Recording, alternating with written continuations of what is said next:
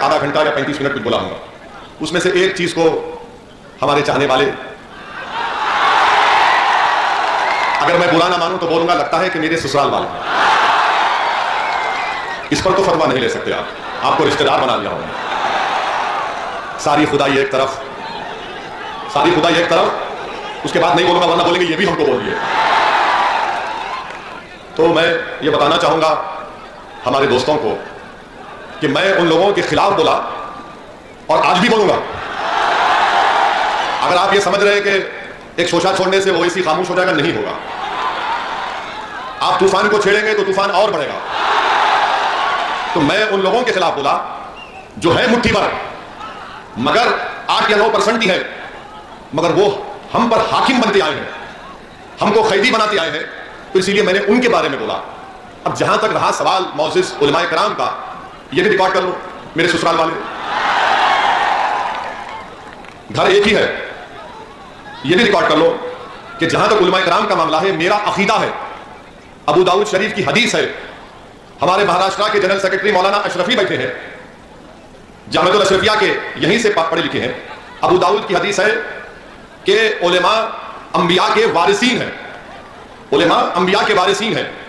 ये मेरा अकीदा है और शायद इनको नहीं मालूम, इनके इल्म में इजाफा कर देता हूं ये 8-9% लोगों के बारे में कि फिक्र की किताब है हिदाया, सही कह रहा हूं, दोनों आलिम है, फिक्र की किताब है हिदाया, हिदाया के जिल्द अव्वल पर एक हदीस शरीफ लिखी गई कि रसूल करीम सल्लल्लाहु अलैहि वसल्लम ने इरशाद फरमाया कि जो इल्म से जिंदा होता वो कभी नहीं मरता।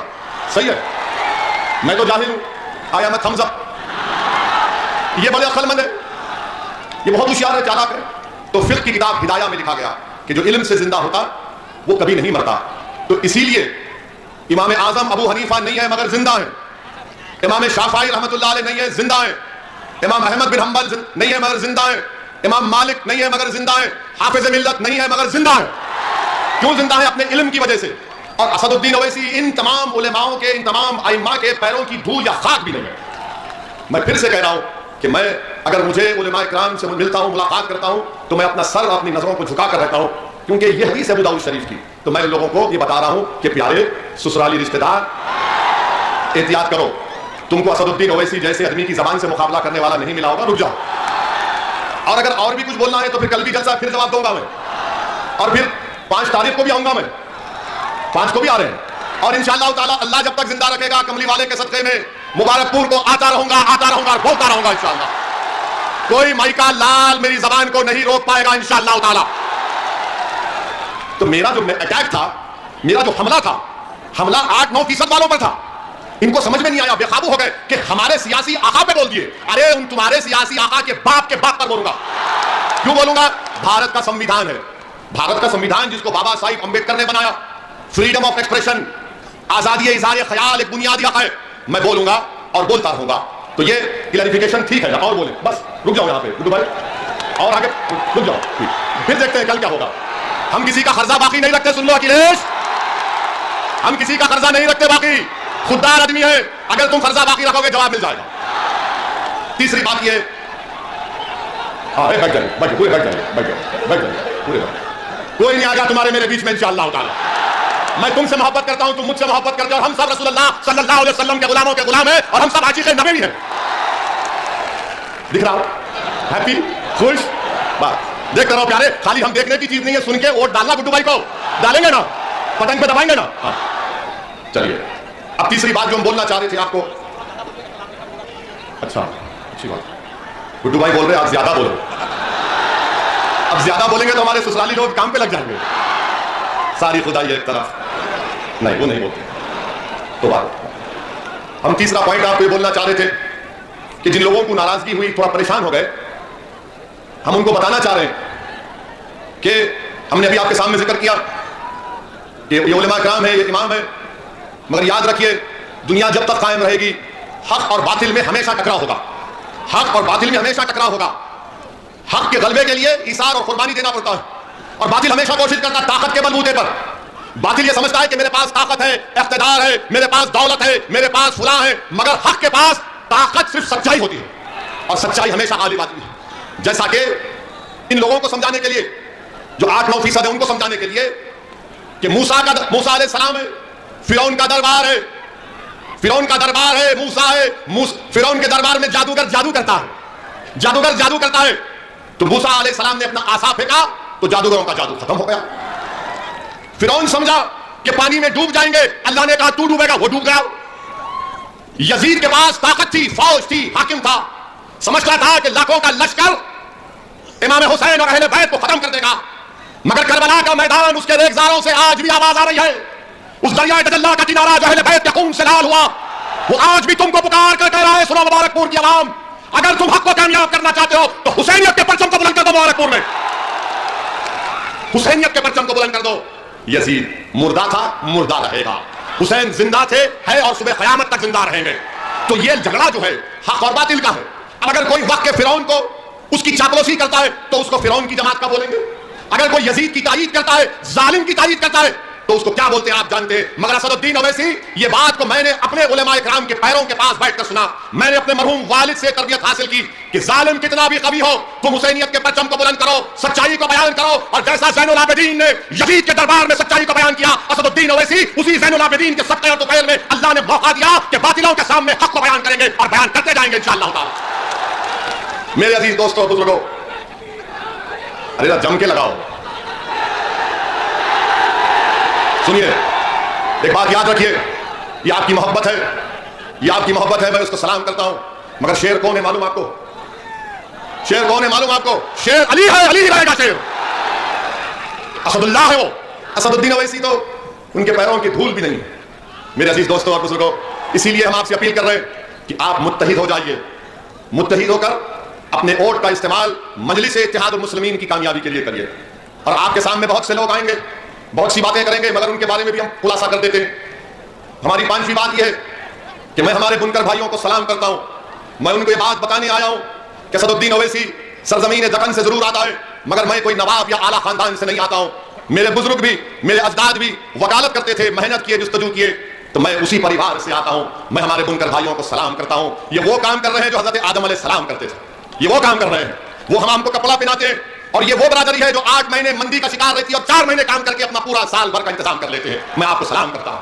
ये वो अंसारी लोग हैं जो हर खैर के काम में, हक के काम में आगे बढ़ते हैं। और मैं हमारे अंसारी भाइयों को पैगाम और ये बताना चाहता हूं कि जैसा कि हमारे गुड्डू जमाली साहब ने कहा कि आप अकेले नहीं हैं, गुड्डू जमाली आपके साथ था, है और रहेगा।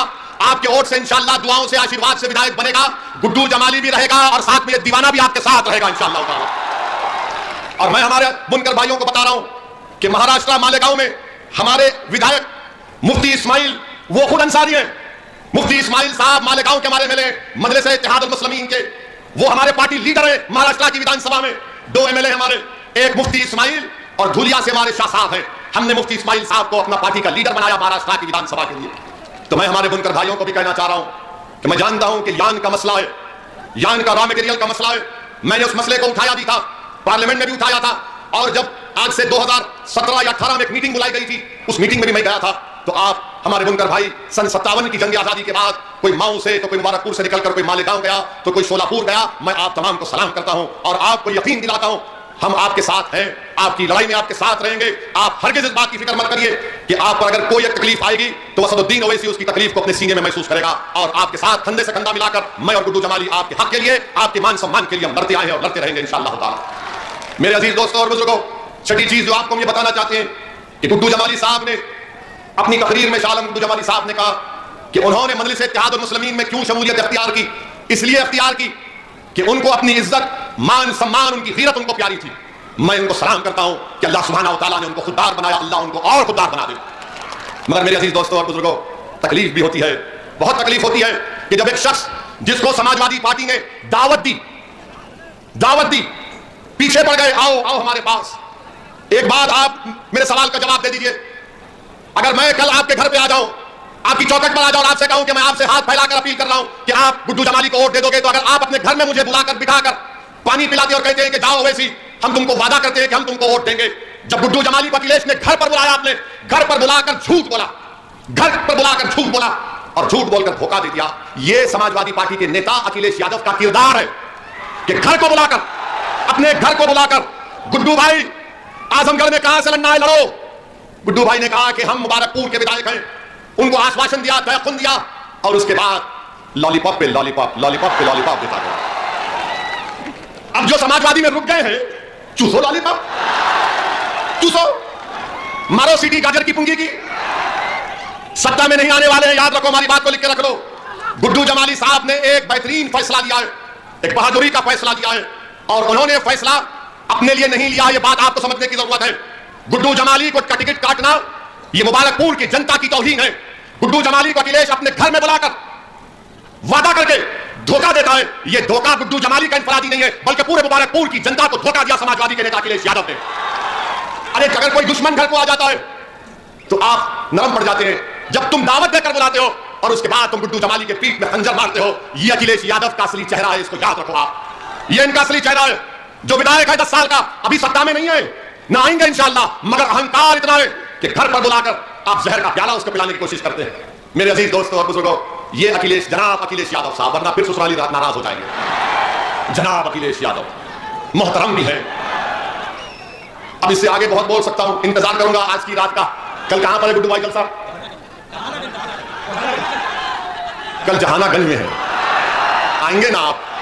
कितने आएंगे? हाथ उठाइए। वहां पर पूरे जहां की बात होगी इंशाअल्लाह। मेरे अजीज दोस्तों और बुजुर्गों, ये इनका असली चेहरा समाजवादी पार्टी के नेता का। अब सातवीं बात हमारी सुन लो आप, कि यहां से मुलायम सिंह यादव साहब भी एमपी थे, अखिलेश यादव भी अभी एमपी हैं, मैं भी हैदराबाद से चौथी मर्तबा का एमपी हूं। मैंने अपने क्षेत्र में एक मिसाल दे रहा हूं आपको। एक विधानसभा, उसका नाम कारवान है। कारवान विधानसभा में मैंने अपने एमपी लैग के पैसों से 10 करोड़ की बच्चियों के लिए एक डिग्री और इंटर कॉलेज की बिल्डिंग बनाई मैंने, जिसमें हमारी बेटियां हिजाब भी पहनती, नहीं भी पहनती। एक आलीशान बिल्डिंग मैंने बनाई। मैं अखिलेश यादव से, समाजवादी के लोगों से पूछना चाह रहा हूं, तुमने अपने एमपी लैग के पैसे कैसे इस्तेमाल किए आजमगढ़ में? बताओ मेरे को, कहां इस्तेमाल हुए? बताओ उनको, कहां इस्तेमाल किए? बताओ आप। अब आपको और एक मिसाल दे रहे हैं। अभी हमने सुना कि गुड्डू भाई के बारे में बोल रहे हैं कि अगर ये एक जीत जाएंगे तो क्या होगा, एक जीत जाएंगे तो क्या होगा। किसने कहा तुमसे एक जीत रहे हैं? हमारे तो बहुत जीत रहे हैं और तुम्हारे तो बहुत हारेंगे इंशाअल्लाह। हम तो बहुत जीतने वाले हैं। अब ये सफर कामयाबी का शुरू हुआ है अखिलेश यादव साहब। ये सिर्फ 22 का विधानसभा पे खत्म नहीं होगा, 24 भी आएगा, 27 भी आएगा, 29 भी आएगा। जब तक ओवैसी जवान रहेगा मैं आता रहूंगा, और ओवैसी बुढ़ा कभी नहीं होगा इंशाअल्लाह ताला। I am young, I will always be young. दाढ़ी व्हाइट है, दाढ़ी व्हाइट पे गलत फैसला नहीं कर लेना। ये धूप में हो गई। मेरी अम्मा ऐसी बोलती कि मेरा बेटा कितना अच्छा है, अम्मा बोलती धूप में फिर फिर के इसकी दाढ़ी व्हाइट हो गई। तो हम ये बता रहे थे आपको कि एक काम बता दो आप हमने हैदराबाद में किया, देख लो आप, इंटरनेट पे जाइए, हजरत गूगल पर जाकर लिखिए हैदराबाद पार्लियामेंट कॉन्स्टिट्यूएंसी, मालूम हो जाएगा पूरा शिजरा निकलता उसमें। हाँ बोले, अभी आएंगे पूरा बोले, आप फिक्र मत करिए भाई, आपको जिताएंगी जनता और अल्लाह जिताएगा इंशाअल्लाह आपको। हमने ये काम किया। एक विधानसभा की बात कर रहे हैं आपको, वही विधानसभा में हमारे, वही प्रदेश में हमारे सिर्फ 7 विधायक है। कितने? 7। हम कभी मंत्री नहीं बने, ना कभी बनेंगे तेलंगाना में। वहां पर हमने, वहां की सरकार, हमारे मुख्यमंत्री चंद्रशेखर राव साहब अच्छा आदमी है, अच्छा आदमी है, अखिलेश की तरह बेवफा नहीं है। उनके साथ हम बैठे, कब बैठे? 2015 में मैं और हमारे भाई अकबर बैठे और चंद्रशेखर राव साहब से कहा कि आप अल्पसंख्यक समाज मुसलमानों के लिए क्या कर सकते हैं। तो चंद्रशेखर राव साहब ने कहा कि बोलो सर भाई क्या करना। हमने कहा सर, जैसा दलित समाज के लिए और ओबीसी समाज के लिए, पिछड़ा समाज के लिए आपने स्कूल कायम किए, वैसे ही स्कूल आप अल्पसंख्यक समाज मुसलमानों के लिए कायम किए। आपको जानकर खुशी होगी कि 7 एमएलए, कोई मंत्री नहीं है। हमारी मजलिस इत्तेहादुल मुस्लिमीन की मुतालबे पर तेलंगाना के मुख्यमंत्री ने तेलंगाना में अल्पसंख्यक समाज के लिए स्कूल खोले, रेजिडेंशियल स्कूल, 6 क्लास से 12th क्लास तक बच्चियों के लिए और बच्चों के लिए, जिसमें पढ़ाई फ्री, रहना फ्री, खाना फ्री, और उस स्कूल में एडमिशन के लिए एंट्रेंस एग्जाम लिखना पड़ता। अब आपको बता रहे आपकी ताकत क्या होती है, आपके विधायक की। सब लोग बोलते हैं सत्ता सत्ता आएगी, क्या तुम मुख्यमंत्री बनोगे, क्या तुम मंत्री बनोगे? अरे सबको बाजू रखो। 7 विधायक हैं आज तेलंगाना में। पिछले 6 साल से 60,000 मुसलमान बच्चे और बच्चियां गवर्नमेंट के पैसों पर फ्री में तालीम हासिल कर रही हैं, फ्री में। 1,000 2,000 नहीं, 60,000 30,000 हमारी बेटियां, 30,000 हमारे बेटे, जो गरीब परिवार के, जिनके माँ बाप, जिनका वालिद ठेला बंदी पर कारोबार करता, जो जरी का काम करता, जो टेलर है, जो रंगरेज है, जो फुटपाथ पर कारोबार करता, उनकी औलाद फ्री में तेलंगाना में 60,000 बच्चे और बच्चियां फ्री में पढ़ रही हैं। हमको अगर मंत्री बनना होता तो बहुत पहले बन जाते। हमको मंत्री बनने का कभी शौक था ना है, ना कभी रहेगा। हमारी जिंदगी का मकसद ये कि जो हमको वोट डालता है, धूप में खड़े होकर, जो लाखों की तादाद में हमारे भड़काऊ भाषण को सुनने के लिए आते हैं, हम उनके लिए क्या कर सकते हैं? अगर जरूरत पड़ी तो हम अपनी जान को भी तुम पर फिदा कर देंगे। याद रखो हमारी बात। 60,000 बच्चे और बच्चियां पढ़ रहे हैं तेलंगाना में। बताओ अखिलेश यादव, तुम मुख्यमंत्री थे, आपके वालिद मुख्यमंत्री थे, एक 10 स्कूल तो बताओ जो तुमने अल्पसंख्यक समाज के लिए खोले, बताओ तुम। और हम हमारे ससुराल के लोगों से भी पूछ रहे, तुम भी बताओ, तुम भी बताओ, बताओ। सिर्फ 7 MLA, 60,000 बच्चे और बच्चियां पढ़ रहे। कभी हैदराबाद आइए, हम आप हमारे मेहमान रहिए, हम आपको लेके जाएंगे इन स्कूलों को, आप खुद देख लीजिए। गवर्नमेंट का पैसा है, एक पैसा गरीब नहीं देता उसमें। हमारे से लोग आके लड़ते, बोलते रहे ओवैसी अगर तुम एडमिशन नहीं दिलाओगे तो हम तुमको वोट नहीं देंगे स्कूल में। ये मिजाज हमको पैदा करना है। और तीसरी बात, लोग बोलते हैं कि ओवैसी फिरका परस्त है। अरे भाई, हैदराबाद में मेरे 44 कॉर्पोरेटर है, 44 में हमारे 5 हिंदू भाई। अच्छा, ये जब हमारे पास 1 साल पहले बल्दिया का इलेक्शन हुआ तो बाबा आए थे, बाबा आए थे हमारी कॉन्स्टिट्यूंसी में। 4 घंटे योगी फिरे हैदराबाद पार्लियामेंट कॉन्स्टिट्यूंसी में, 4 घंटे। और जहां कहीं भी जाते ओवैसी ये, ओवैसी वो, ओवैसी ये। अकेले हैं ना बाबा, कोई नहीं है तो गुस्सा हम पे ही निकालते, अकेले हैं बेचारे, अकेले रहते हैं। तो 4 घंटे हमारी हैदराबाद पार्लियामेंट कॉन्स्टिट्यूंसी में फिरे। अमित शाह आए थे। अमित शाह जिस कॉन्स्टिट्यूंसी में, एक कॉन्स्टिट्यूंसी में आकर अमित शाह जाकर प्रचार करे, आपको मालूम जिस कॉन्स्टिट्यूंसी में अमित शाह गए, पुराना पुल उस वार्ड का नाम है। और चौथी मर्तबा उस वार्ड से कौन जी का, मजलिस इत्तेहादुल मुस्लिमीन का काउंसलर, उसका नाम क्या है, राजमोहन। चौथी मर्तबा अमित शाह खुद गए। तो वहां के हमारे पिछड़ा समाज के लोग, हमारे आलाजात के हिंदू भाई, बंगाली हिंदू, अग्रवाल समाज के लोग बोले कि यहां पर मोदी भी आ जाए, योगी भी आ जाए, अमित शाह भी आ जाए, हम वोट तो देंगे, ओवैसी को वोट देंगे, क्योंकि हमने काम किया, राजमोहन ने काम किया। और वो ऐसा इलाका है जहां पर फसाद होता था, पहले गड़बड़ होती थी। अगर कभी गड़बड़ होती है वहां पर, आज से 6-8 महीने पहले भी बस बदमाश किस्म के लोग कोशिश किए, तो राजमोहन कहां जाकर ठहरा, राजमोहन मुसलमान इलाकों में जाकर ठहरा। और मजलिस का मुस्लिम नेता हमारे हिंदू भाइयों के पास जाकर ठहरा, बोला कुछ नहीं होगा, कोई पत्थर नहीं मारेगा, अमन रहेगा। यह काम मजलिस हैदराबाद में किया। अरे क्या मामूली बात है 44 कॉर्पोरेटर जीतना हैदराबाद में, कि योगी आए, अमित शाह आए, बीजेपी के जितने बड़े बड़े लीडर थे प्लेन से देख रहे थे, हैदराबाद को कूद जा रहे थे। हम बोले कूदो, और कितने कूदते कूदो, सब कूद लिए, मगर हम सबको नचाकर वापस भिजा दिए। तो यही काम आपको करना है। मुबारकपुर में बहुत कूद रहे हैं, ये कूद रहा, वो कूद रहा, यहां से कूद रहा, ये दीवार फलांग लगा रहा, वो दीवार फलांग लगा रहा। तो कूदने वालों का साथ मत दो। एक मर्द मुजाहिद जो आपके लिए लड़ रहा है, उसका नाम गुड्डू जमाली, उसको कामयाब करेंगे आप इंशाअल्लाह ताला। अच्छा, फिर अकबरुद्दीन के ऊपर बोलते, अकबरुद्दीन ओवैसी ने अपनी विधानसभा में 2 मंदिरों के लिए चीफ मिनिस्टर के पास बैठकर 20 करोड़ रुपए मंजूर कराए मंदिर में कम्युनिटी हॉल बनाने के लिए, 20 करोड़ रुपए। अब बोलो कौन ध्रुवीकरण कर रहा है, कौन तुष्टीकरण कर रहा है? क्या मामूली बात है? क्या असदुद्दीन ओवैसी हैदराबाद के सिर्फ मुसलमानों के वोट से जीता है? नहीं, असदुद्दीन ओवैसी हैदराबाद के हर उस नागरिक का वोट लेता है जो भारत का है, जो संविधान पर, भाईचारगी पर, भारत की खूबसूरती पर यकीन कर रखता है।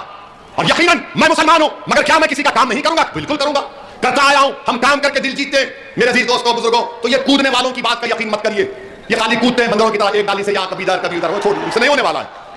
और फिर हमारे पास अब बोलते मजलिस हिंदुओं के खिलाफ है। बताओ, मेरा एक बयान बताओ कि जिसमें मैंने अपने हिंदू भाइयों के खिलाफ कोई बात कही है, एक बयान बताओ। इनको लगता है चेहरे पे दाढ़ी है, सर पे टोपी है तो मौलाना मुल्ला है, इसको हम घेर लेंगे। अरे बाबू, तुम्हारे जैसे 100 भी आए तो नहीं घेर सकते मुझे। और औरंगाबाद सुनिए, थक तो नहीं गए ना? बोले नींद आ रही है क्या? जाग रहे हैं ना? हाँ, जागते रहना है 7 तारीख तक, 7 तारीख तक जागते रहना, वरना हमारे ससुराल वाले आएंगे, आकर बोलेंगे ए भाई ये जज्बाती भाषण तो बहुत देता है, मगर बीजेपी, बाबा, मोदी, घोष, इसका क्या होगा? इसका भी हल है हमारे पास, इसका हल है हमारे पास। आपको एक ऐसे विधायक की जरूरत है जो आपकी आवाज को उत्तर प्रदेश की विधानसभा में पहुंचाएगा। हम आपको बता रहे थे औरंगाबाद में इम्तियाज जलील मजलिस इत्तेहादुल मुस्लिमीन के विधायक ने 21 साल के भाजपा और शिवसेना के सांसद को हराया। क्या कांग्रेस ने हराया? क्या समाजवादी पार्टी ने हराया महाराष्ट्र की? क्या राष्ट्रवादी कांग्रेस ने हराया? औरंगाबाद की जनता ने, मैं औरंगाबाद की जनता को बाबुल हिल ग्राउंड आजमगढ़ मुबारकपुर से अपना सलाम पेश करता हूं कि तमाम दलितों ने, तमाम हमारे हिंदू भाइयों ने, मुसलमानों ने मिलकर कहा कि शिवसेना बीजेपी नहीं, अब इम्तियाज जलील को कामयाब करेंगे, और इम्तियाज जलील बन गया। आप देखिए ये काम मजलिस ने किया, मगर हम पर ही इल्जाम। और फिर तीसरी बात ये कि बोलते मजलिस ने क्या किया? मेरे अजीज दोस्तों और बुजुर्गों, मजलिस इत्तेहादुल मुस्लिमीन ने 1984 में 40-45 साल पहले एक मेडिकल कॉलेज खोला अल्पसंख्यक समाज के लिए, जो बाबा साहिब अंबेडकर का संविधान में आर्टिकल 30 है। 30 का हवाला देकर हमारे पास जब 5 एमएलए थे, एनटी रामाराव को हटाया गया, भास्कर राव सीएम बने, आकर हमारे मरीम वालिद से कहा कि सलाउद्दीन ओवैसी साथ दो, तुम जो चाहे मैं करूंगा। मैं उस गुफ्तगू में छोटा सा था, बैठा हुआ था। नागेंद्र भास्कर राव ने कहा ओवैसी क्या चाहिए? तो मेरे वालिद मरहूम ने कहा कि भास्कर राव मुझे कागज का टुकड़ा चाहिए। उन्होंने ताजुब किया, बोले क्या? उसने कहा तुम गवर्नमेंट का परमिशन दे दो मुझे कि मैं अल्पसंख्यक समाज के लिए, उनके तालीम में उनको खाने के लिए उनको डॉक्टर इंजीनियर बनाना चाहता हूं। 84 में हमने एक पैसा नहीं लिया, एक कागज का टुकड़ा गवर्नमेंट का परमिशन खोला। हर साल 150 मुसलमान बच्चे बच्चियां डॉक्टर बनकर निकलती हैं। आप सोच लो 84 से। और अखिलेश यादव, हमारी बात का यकीन नहीं आया तो अपने पिताजी मुलायम सिंह यादव से पूछना, वो भी आए थे हमारे अस्पताल को देखने के लिए। देखकर ताजुब किए और बोला कि सलाहुद्दीन ओवैसी ने तो ताजमहल बना दिया, इतना बड़ा अस्पताल है 500 बेड का। तुम्हारे वालिद मरहूम ने कहा वो ताजमहल किसी बनाने वाले ने एक शख्स की मोहब्बत में बनाया, मैंने अपने गरीब जनता की मोहब्बत में इस ताजमहल को बनाया हूं, जो मेरे मरने के बाद भी गरीबों की खिदमत करता रहेगा। ये जज्बा है हमारा, ये जज्बा है हमारा। MBA college, MCA college, school of pharmacy, architecture, ये सब किसके? मेरे जाती नहीं है। मेरे मरने के बाद मेरी औलाद में नहीं बचेगा। ये कौम का है, आपका है, आप इसके मालिक रहेंगे, क्योंकि आपने धूप में, सर्दी में, भूखे रहकर आपने वोट डालकर हमको कामयाब किया। तो ये असासे जो आपने हमको ताकत दी, हमने कायम किए, आपको फायदा पहुंचेगा। इसीलिए हैदराबाद में सब आते हम सबसे कहते हैं कि रुख उधर करो, इधर का रुख मत करो, ये तूफान में तुम्हारी कश्ती डूब जाएगी। तो हम भी चाहते हैं कि मुबारकपुर में भी वही तूफान खड़ा होगा इंशाअल्लाह ताला। आप वो तूफान बर्पा करेंगे, आप वो तूफान बर्पा करेंगे, आप वो तूफान बर्पा करेंगे, वो तूफान बर्पा करेंगे आप। और क्या तूफान है? वो मोहब्बत का तूफान है, नफरत का नहीं होगा। वो मोहब्बत का तूफान होगा जिसमें मुबारकपुर का हर गरीब, चाहे किसी मजहब का हो, किसी समाज का हो, वो बोलेगा कि हाँ ये मेरा तूफान है, इस तूफान के जरिए हम कामयाबी हासिल कर सकते हैं। ये मजलिस इत्तेहादुल मुस्लिमीन ने काम किया हैदराबाद में, ये काम भी मुबारकपुर में हो सकता है। आप कामयाब करिए। लोग बोलेंगे गुड्डू जमाली साहब को हमने 2 मरतबा विधायक बनाया, यकीनन आपने बनाया, आपको सलाम, आपको सलाम। मगर अब की बार फर्क क्या है बताओ? फर्क क्या है बताओ? अब की बार फर्क क्या है बताओ? फर्क यह है कि कल तक गुड्डू जमाली भाई बसपा के नेता थे, अब वो आपके नेता बनेंगे इंशाअल्लाह ताला। ये फर्क है, ये आपका नेता बनेगा। कोई बात नहीं, लाइट हम पर, हम अपना सेलफोन खोलो, लाइट चालू करो, जुगनू जगाओ। मुबारकपुर में एक उम्मीद की लहर है। क्या समय है अखिलेश, देख लो इसको, ये रोशन हो चुका है मुबारकपुर। अब लाइट जल चुकी, अब मशाल जल चुका, अब 7 तारीख को इंशाअल्लाह ताला यही लाइट रहेगी बस। वाह वाह, आप लोग बड़े तेज हैं, सेलफोन लाइट। ये जंगल में जुगनू चमक रहा है, अब तो ससुराल वाले और परेशान हो गए। हाँ इधर भी है, छत पर भी है, हाँ दाहिने भी है, हम देख रहे हैं सबको। आपका बहुत शुक्रिया। हाँ माए बहने भी है माशाल्लाह से, हिजाब और निकाब पहन कर, उनको सलाम। तो मेरे अजीज दोस्तों और बुजुर्गों, ये हमारे ससुराल वाले बन करे क्या लाइट? लगता है बहुत बोल दिए तो लगता है कि भाई ज्यादा बोल दिया। बहरहाल मेरे अजीज दोस्तों और बुजुर्गों, आपसे अपील है, अभी थोड़ा आगे देखिए, नाम लिए तो आगे लाइट, आगे आगे आगे आगे। मेरे अजीज दोस्तों और बुजुर्गों, समाजवादी पार्टी क्या बीजेपी को हरा सकती? नहीं हरा सकती बीजेपी को समाजवादी पार्टी। आपने 2019 में बहन मायावती को और अखिलेश यादव को वोट दिया नहीं दिया? दिया था ना आपने। पूरे उत्तर प्रदेश में आपने दिया, मगर सिर्फ 15 सीट पर ये लोग कामयाबी क्यों हासिल किए? मेरे अजीज दोस्तों और बुजुर्गों, हम आपसे अपील कर रहे हैं कि मुत्तहिद रहिए, अपने एक एक वोट को जाय होने से बचाइए। आपसे अपील कर रहे हैं, ये लड़ाई आपकी लड़ाई है, ये लड़ाई आपको नेता बनाने की लड़ाई है, ये लड़ाई फिरका परस्ती को रोकने की लड़ाई है, ये लड़ाई नफरत को खत्म करने की लड़ाई है, ये लड़ाई मोहब्बत को आम करने की लड़ाई है, ये लड़ाई मुबारकपुर के बच्चों और बच्चियों को शिक्षा दिलाने की लड़ाई है, ये लड़ाई मुबारकपुर में विकास को पैदा करने की लड़ाई है, ये लड़ाई आपकी आवाज को उत्तर प्रदेश के विधानसभा में बिठाने की लड़ाई है। इस आवाज को आपको पहुंचाना है मेरे भाइयों, मेरी सरदार मां और बहनों। सपा बीजेपी को नहीं रोक पाएगी। हम पार्लियामेंट में देख चुके हैं कि 2019 में अमित शाह ने अनलॉफुल एक्टिविटीज प्रिवेंशन एक्ट का कानून लाए थे। वो कानून ये कहता है कि दिल्ली में कन्हैया का इंस्पेक्टर बैठकर किसी शख्स का नाम अगर गुड्डू जमाली होगा तो उसको टेररिस्ट घोषित कर दिया जाएगा बगैर कोर्ट के फैसले के। क्या समाजवादी पार्टी ने अमित शाह के हक में वोट नहीं दिया? क्या बसपा ने वोट नहीं दिया? क्या कांग्रेस ने वोट नहीं दिया? तो जो अमित शाह का हाथ पकड़ लिया, जो अमित शाह से बगलगीर हो गए, हम पर उंगली उतारे, तुम तो बीजेपी का साथ दिए पार्लियामेंट में, बताओ वो कैसे आपके वोट के हकदार हो सकते हैं? सुनो ससुराल वालों, ये भी रिकॉर्ड करके सुनाना तुम्हारे भैया को। अभी तो शुरू करे हैं। यूएपीए का कानून बना तो समाजवादी, कांग्रेस और बसपा की ताईद से बना, और उसी कानून के तहत कई नौजवान बच्चे, आदिवासी, दलित जेल में अपनी जवानी को बर्बाद कर रहे हैं, 3-3 साल से जेल में। मेरे अजीज दोस्तों बुजुर्गों, समाजवादी पार्टी का मतलब क्या है कि हाँ हमको सत्ता दे दो, हमारे कैदी बनकर रहो, दरी बिछाओ, भैया तुझ पे जवानी कुर्बान के नारे लगाओ, जब चुनाव आएगा तो हम तुमको हड्डियां फेंकेंगे, तुम वो लेकर खुश हो जाना। मैं अब इस चीज को बर्दाश्त नहीं कर सकता। हम बराबरी चाहते हैं, हम बराबरी चाहते हैं। बराबरी चाहते नहीं चाहते? क्या आप मान सम्मान नहीं चाहते? क्या वो नहीं चाहते जो अखिलेश यादव के पास हो? क्या वो नहीं चाहते जो अखिलेश यादव के पास हो? बताइए मेरे को, क्या अखिलेश यादव से कम है? क्या अखिलेश यादव से कम है? क्या उसके बराबर है? तो जब बराबर है तो दिखाओ बराबरी। बराबरी कैसे दिखाओगे? जब 7 तारीख को हमारी मां और बहनें, हमारे बुजुर्ग और ये जो नौजवान जज्बाती है गुड्डू भाई को कामयाब करके बोलेंगे, सुन लो अखिलेश, अब तुम और हम बराबर हो चुके हो, तुम हमसे आगे नहीं, हम बराबर हो चुके हैं। ये बराबरी की लड़ाई में आप साथ देंगे? ये बराबरी की लड़ाई में आप साथ देंगे? हाथ उठाओ, कितने साथ देंगे बराबरी की लड़ाई में? देखो आपने हाथ उठा लिया, अब बराबरी की बात होगी, हिस्सेदारी की बात होगी, अब दरी बिछाने की बात नहीं होगी, नहीं होगी। और फिर समाजवादी पार्टी के नेता अखिलेश यादव से पूछा गया, जो आपके एमपी हैं, उनसे मीडिया के लोगों ने पूछा, बताइए हिजाब और निकाब पर आपका क्या बोलना है? हिजाब और निकाब पर क्या बोलना है? मुबारकपुर है, जामिअतुल अशरफिया है, बाबुल इल्म है, अहियाउल उलूम है। अब मैं उनके जिम्मेदारों पर छोड़ता हूं।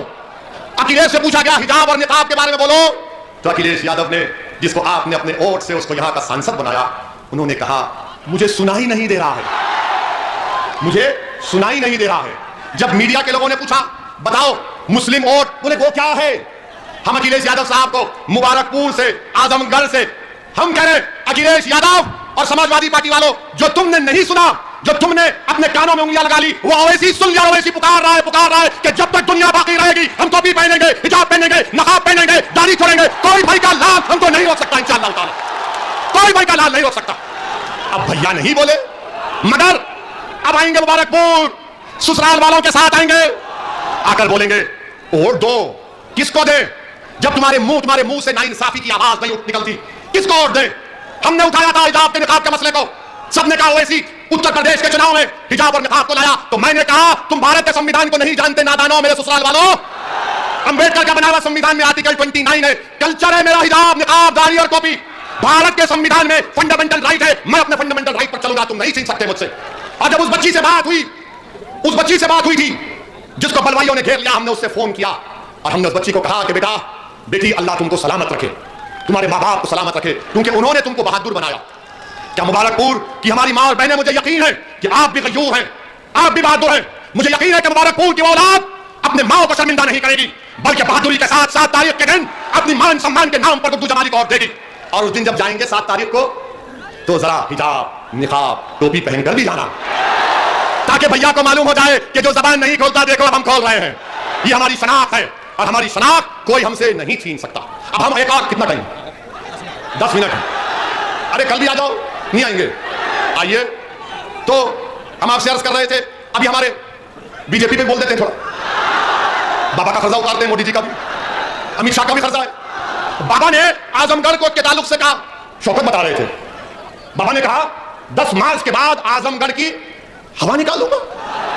बाबा, हमने जो मुबारकपुर में हवा पैदा की, जो अल्लाह उसके रसूल के सदके में पैदा हुई, अहले बैत के सदके में पैदा हुई, अहले दिल की दुआओं की वजह से पैदा हुई। बाबा, तुम कौन सी हवा निकालते हमको नहीं मालूम, मगर ये जो हवा यहां से निकलेगी वो पूरे उत्तर प्रदेश में जाएगी, पूरे भारत में जाएगी, और सुबह क़यामत तक ये हवा रहेगी ना, ये हवा रहेगी ना, ये हवा रहेगी ना। बाबा आप निकालो हवा। बाबा नौकरी नहीं दे पाए, हवा निकाल दूंगा। बाबा बिजली नहीं दे पाए, हवा निकाल दूंगा। बाबा किसानों का मसला हल नहीं करे, हवा निकाल दूंगा। बाबा सांड का मसला हल नहीं करे, हवा निकाल दूंगा। बाबा दवा नहीं दे पाए, हवा निकाल दूंगा। बाबा को गरीबों की लाशें तीरती नजर नहीं, हवा निकाल दूंगा। ऑक्सीजन नहीं दिए, हवा निकाल दूंगा। अरे बाबा, जब गरीब ऑक्सीजन की हवा के लिए तड़प रहा था, आप नजर नहीं आए। कोविड में अगर मुबारकपुर में कोई नजर आया जो गरीबों के दरमियान में था, जो अपनी इस्तेताअत के मुताबिक कोशिश कर रहा था, उसका नाम क्या था? गुड्डू जमाली था, गुड्डू जमाली था। क्या अखिलेश यादव नजर आए लॉकडाउन में? वो तो लंदन में थे, मालूम हुआ लंदन में थे भैया, लंदन में तफरीह कर रहे थे, और गुड्डू भाई आपके दरमियान में आपके गम को कम करने की कोशिश कर रहे थे। और फिर मोदी जी देश के अमित शाह पे बोल देते, वरना ससुराल वाले बोलेंगे हम पे इतना बोले, उन पे नहीं बोले। हमारे भाषण को तराजू में तोलते ससुराल वाले, ऐसा कितना अभी क्या टमाटर खरीद रहे तुम यहाँ है? अमित शाह साहब के बारे में आपने सुना, कितने ज्ञानी है वो, बहुत ज्ञानी है। हाँ, अमित शाह साहब ने उत्तर प्रदेश युवाओं से कहा कि जो युवा हमको वोट दे देगा, जो 12वीं के बाद इंटर में जाएगा, हम उसको लैपटॉप सेलफोन देते। हाय हाय हाय, ये तो हमारे ससुराल वालों से भी बड़े ज्यादा बात कर गए। 12 के बाद इंटर, ये हमको पता नहीं था मोदी जी। क्या आपने भारत को बना रहे हैं, देश के होम मिनिस्टर है। अभी हमको कल एक और वीडियो किसी ने भी जाया, नहीं मालूम सच है या नहीं मालूम। उस वीडियो में था कहीं पर अमित शाह भाषण दे रहे थे, तो भाषण में कहा मैं यहां पर फुला तारीख को 2070 में आया था। है? 2070 में? ये हमारे बुजुर्ग इमाम गजाली बोले कि आलम अरवा में मैंने कुछ बोल दिया था, ये तो उल्टा बोल रहा हूं। 2017 में आया था, ये वापस कैसे आ गए थे? 2070 से 22 में वापस आ गए। वाकई में शाह है, ये वाकई में शाह है, मान लिया आपके कसूर रहमत को, मान लिया कि आप जो है 40 साल पीछे पलट के आ गए। वाह, 2017 में आया था, 2022 में आया। अब हमारे मीडिया के लोग जो मोदी को चाहने वाले बोलेंगे यार वैसे तो एक पकड़ के लेता है इसको, है स्लिप ऑफ द टंग, जबान फिसलती है। हमारी नहीं फिसली आज तक, फिसली हमारी जबान। हम किसी समाज के खिलाफ बोले, किसी मजहब के खिलाफ बोले, हाँ अखिलेश के खिलाफ बोले, मोदी के खिलाफ बोले, योगी के खिलाफ बोले, और बोलते रहेंगे हमारा संविधान का है। अब आप देखिए मोदी जी, अभी 5 मिनट है, आने ने फिक्र, मैं आपका हो गया, मैं मुबारकपुर का हो गया अल्हम्दुलिल्लाह। आप नसरुद्दीन अवैसी को खरीद लिया, और ईमानदारी से कह रहा हूं अल्लाह जब तक जिंदा रखेगा इंशाअल्लाह ताला, ना मैं गुड्डू भाई को छोड़ूंगा ना आपको छोड़ने वाला हूं। मोदी जी ने कहा कि उत्तर प्रदेश की जनता हमको वोट दे रही है क्योंकि वो मोदी का नमक खाए। नहीं मोदी जी, हम देश का नमक खाए और खाते रहेंगे, हम तुम्हारा नमक नहीं खाए। हम जहर खाना पसंद कर लेंगे, मोदी का नमक खाना नहीं पसंद करेंगे। हम देश का नमक खाकर आगे बढ़े। हमारी माओ ने हमको देश का नमक खिलाया है। मोदी जी में इतना अहंकार है, अपने आप को दिल्ली के बादशाह सलामत समझ रहे हैं, वो चौकीदार नहीं रहे। और मोदी जी कह रहे हैं कि मैं 10 मार्च के बाद सांड का मसला हल करूंगा। मोदी जी 7 साल से चाय पीकर आप सो गए थे क्या? और बाबा ने कहा, जब मोदी जी ने कह दिया तो मैं वजीर, तो बाबा ने कहा मैं उसको हर घर को 900 रुपये दूंगा सांड को पालने के लिए। अरे बाबा, तुमने मदरसा मॉडर्नाइजेशन में तनख्वाह नहीं दी, टीचर की भर्ती नहीं की, डॉक्टर की भर्ती नहीं की, नर्सेस की भर्ती नहीं की, नौकरियों की भर्ती नहीं की, ऑक्सीजन नहीं दिया, कुछ नहीं दिया बाबा। मगर आपको मालूम कि उत्तर प्रदेश में जो विकलांग होते हैं, विकलांग, उनको उत्तर प्रदेश की सरकार में महाना पेंशन 1000 रुपये मिलता है। मैं मुबारकपुर की जनता से अपील कर रहा हूं, ये बीजेपी अगर 4 टांग के सांड को 900 रुपये दे रही है और एक विकलांग, किसी का बाप, किसी का भाई, किसी की पत्नी, किसी की बेटी होगी, उसको 1000 रुपये दे रहे हैं। मेरे अजीज दोस्तों और बुजुर्गों, ये फैसला आपको करना है। हम आपसे अपील कर रहे हैं कि शायद हमारी तकरीर से आपके दिल मुतासिर नहीं होंगे, हमको यकीन है कि अल्लाह दिलों को मोड़ने वाला। बस हमारे हमने जो पैगाम दिया उस पर सोचिए, जो पैगाम हमने आपको दिया उस पर सोचिए, और याद रखिए आपको नेता बना रहे हैं। आप 7 तारीख को आप अखिलेश को नेता नहीं बनाएंगे, आप गुड्डू जमाली को अपना नेता बनाएंगे इंशाअल्लाह ताला। आप बनाएंगे गुड्डू जमाली को अपना नेता, गुड्डू जमाली के अपने वोट डालेंगे पतंग के निशान पर, जहां उठाकर बताइए। और अगर हमारे ससुराल के लोग आकर डराएंगे तो उस कर्नाटका की बच्ची ने क्या नारा लगाया था जब बलवाई घेर लिए, तो जोर से लगाओ नारा, दिल खोल के बोलो, झूम के बोलो, पूरा मुबारकपुर बोले। ये बात है मेरे अजीज दोस्तों बुजुर्गों। अब हम आपसे रुखसत लेते हैं, कल फिर मिलेंगे। आप आएंगे तो एक और भड़काऊ भाषण होगा, और ससुराल वाले कुछ बोलेंगे तो उनका भी जवाब होगा। मैं हमारी माँ और बहनों का बेहद शुक्रिया अदा करता हूं, बुजुर्गों का। 7 तारीख के दिन पतंग के निशान पर बटन दबाइए और हमारे साथ पतंग कीजिए।